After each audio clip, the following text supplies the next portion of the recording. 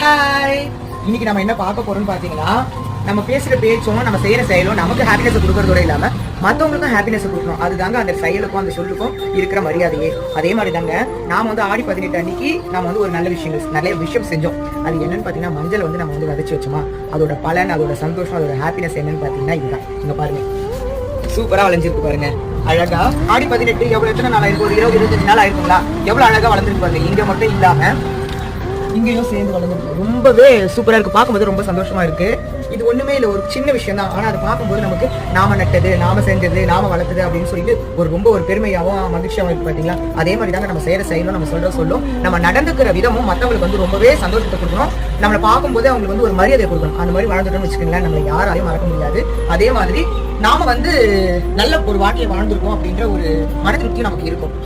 இந்த மாதிரி நீங்க விதைச்சி அது உங்களுக்கு சந்தோஷத்தை கொடுத்து இந்த வீடியோக்கு ஒரு லைக் பண்ணுங்க.